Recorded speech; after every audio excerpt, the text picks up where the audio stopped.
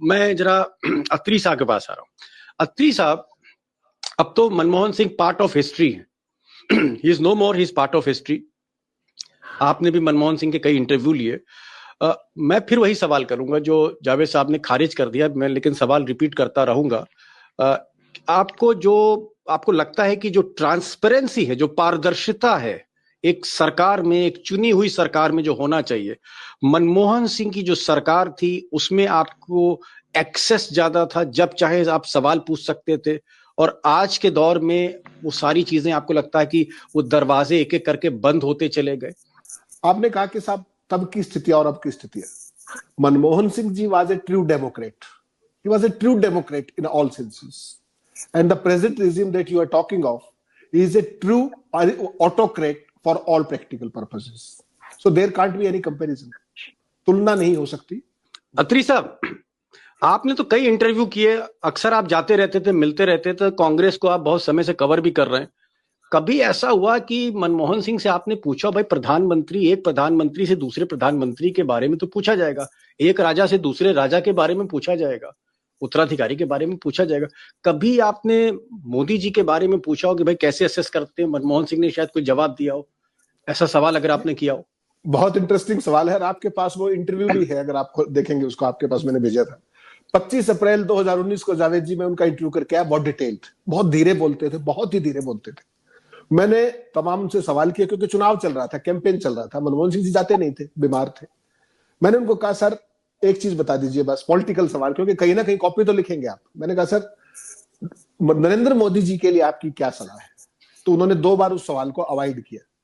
मैंने तीसरी बार उनको फिर कहा कि सर एक लाइन में बता दीजिए कि आपकी उनके लिए क्या सलाह है, quote unquote, this is exclusive for you. He said, Narendra Modi if possible should be less contemptuous towards his opponents, meaning thereby कि नरेंद्र मोदी यदि संभव हो तो उनको अपने राजनीतिक विरोधियों के खिलाफ कम तिरस्कार पूर्ण भाषा प्रयोग करनी चाहिए। एक ही सलाह दी थी उन्होंने, जो नरेंद्र मोदी ने आज तक नहीं मानी। ये उनकी ये बड़प्पन था। पहले वो बोले नहीं, 2 बार उन्होंने सवाल का जवाब दे दिया, और तीसरी बार केवल एक सेंटेंस में उन्होंने उसको निपटा दिया, एक सेंटेंस में, he should be less contemptuous. और उसके अलावा जो उस इंटरव्यू में उनका दर्द था ना दीपक जी, केवल आप सोच सकते हैं किस तरह के व्यक्ति थे, बहुत कम बोलने वाले व्यक्ति। मैंने उनसे तमाम इंटरव्यू में उन्होंने कहा कि मोदी सरकार, क्योंकि 5 साल राज कर चुकी थी 19 में, ये मैं आपसे अप्रैल 19 की बात कर रहा हूं, 25 अप्रैल की। उन्होंने कहा, मोदी सरकार संस्थानों के लिए 70 सालों में सबसे विनाशकारी,